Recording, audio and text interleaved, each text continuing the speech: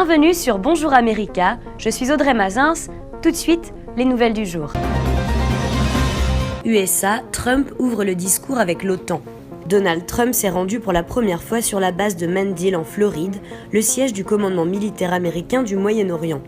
L'occasion pour le chef des armées américaines de renouveler ses griffes contre les pays membres de l'OTAN qui, selon lui, ne contribuent pas assez au fonctionnement de l'Alliance Atlantique. Trump a déclaré que l'Amérique se tient aux côtés de ceux qui se battent pour défendre la liberté. Nous les soutenons chaque heure, chaque jour, maintenant et toujours. Mais si nous payons un juste fardeau, ils nous payent injustement en retour. Donald Trump n'est toutefois pas allé jusqu'à renouveler ses critiques les plus directes contre l'Alliance qu'il avait récemment jugée obsolète dans un entretien à la presse. Au contraire, Trump et Jens Stoltenberg, le secrétaire général de l'OTAN, ont convenu de se rencontrer. La réunion a été programmée en Europe en mai prochain. France, Fillon présente ses excuses. François Fillon a présenté ses excuses aux Français dans l'affaire des emplois présumés fictifs de son épouse et de ses enfants. Une affaire qui mine lourdement sa campagne depuis 10 jours. Le candidat à l'élection présidentielle française s'est donc résolu à reconnaître qu'il avait commis une erreur en employant sa famille alors que les Français n'acceptaient plus ce genre de pratique. Pour autant, François Fillon a une nouvelle fois martelé que ces emplois étaient parfaitement légaux et justifiés. Il a également détaillé quelles étaient les tâches réelles de son épouse en ajoutant qu'elle travaillait à la gestion du courrier, au suivi de son agenda et au contact avec les citoyens de sa circonscription. Pour ses missions, Pénélope Fillon a perçu 3 500 € net en moyenne par mois sur 10 ans, bien loin des sommes brutes publiées dans la presse, a indiqué le candidat. Canada, de nouvelles perspectives de commerce. Dans la foulée de la montée du protectionnisme aux États-Unis, des conseillers économiques du gouvernement Trudeau proposent de faire du Canada une plaque tournante mondiale du commerce et de se tourner davantage vers l'Asie.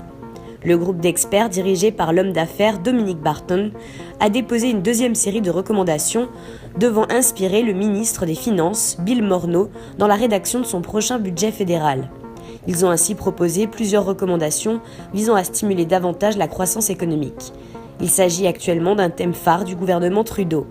Les experts recommandent aussi au gouvernement de renforcer les liens avec 3 grandes économies à croissance rapide que sont la Chine, le Japon et l'Inde. France, des manifestants réclament justice. Lundi, plusieurs centaines d'habitants très affectés ont participé à une marche à Aulnay-sous-Bois pour demander justice pour Théo, un jeune homme de 22 ans qui a été gravement blessé jeudi lors de son interpellation par une équipe de police. Le jeune homme blessé par la police a livré le récit de son interpellation. Il raconte avoir été violé et insulté. Les manifestants, parmi lesquels de nombreux jeunes, vêtus d'un t-shirt blanc réclamant justice, et de mères de familles inquiètes pour leurs enfants, se sont rassemblés au pied de l'immeuble où vit le jeune homme, dans la cité des 3000. Ils ont ensuite défilé vers l'antenne du commissariat situé au cœur de cette vaste cité de Seine-Saint-Denis en chantant la Marseillaise. Somalie, présidentielle sur fond de guérilla et famine. Dans les jours à venir, la Somalie va élire son prochain président. Le signe que ce pays parvient peu à peu à se relever, cette élection intervient dans un contexte où la corruption est endémique et la situation sécuritaire est très instable, avec une multiplication des attentats des Chebab. De plus, le pays doit faire face à une menace de famine importante. Ainsi, plus de 300 députés et sénateurs sont appelés à choisir un président parmi 22 candidats, dont le président sortant, Hassan Sheikh Mohamud. Le scrutin n'aura pas grand-chose de démocratique. Ce sont les parlementaires, soit 275 députés et 72 sénateurs, qui doivent désigner le futur chef d'État. Syrie, l'État islamique assiégé dans son fief d'Al-Bab.